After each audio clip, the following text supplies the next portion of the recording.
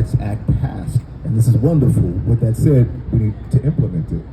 It's great to pass it, as we're one of the few states in the country that has moved this far, and to make sure that folks who are behind the wall, who are waiting pre-trial, folks who are serving misdemeanor sentences, who are specially qualified here in the state of Massachusetts, who have the right to vote. Again, we're still trying to build infrastructure to be able to exercise that right. And so one of the things that we're doing with Democracy Behind Bars Coalition is a mobile ballot box initiative, a pilot. The Suffolk County and National County Jail, the Suffolk County House of Correction, Sheriff Tompkins has been a leader, the only sheriff in the entire Commonwealth of color, who has been leader to let us come in pre-COVID, during COVID, and post-COVID. Danielle, myself, and a whole host of volunteers would go behind the wall, would go to City Hall and get the registration forms, we get the absentee ballot applications, and we're working now with colleges at BU and as well as Harvard to be able to have graduate students create civic education, right, nonpartisan, to then go back in, and we're also bringing in the candidates so they can engage the candidates directly.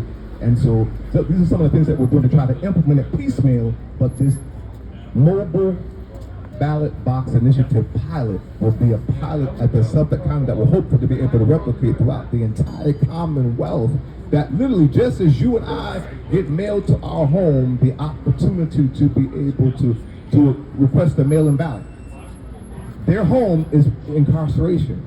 So they should be able to get at their cell an absentee ballot application. So this pilot would have the sheriff communicate everyone in their custody and care electronically to City Hall that's eligible.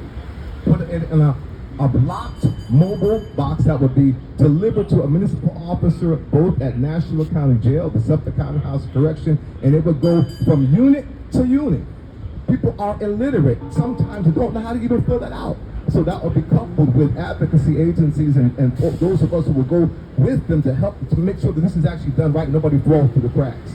But ultimately, so it will go up until Election Day at 8 p.m., that just as you and I have the opportunity to cast ours in a drop box, they'll have the opportunity to be able to cast their ballot in a locked mobile ballot box that would precede the mail, circumvent that process, and go directly to City Hall to be able to, they can exercise their most precious franchise, the ability to be able to vote. So we need your help to be able to make this pilot happen, and that can demonstrate what we can be able to now challenge other folks throughout the Commonwealth to implement this Voting Rights Act.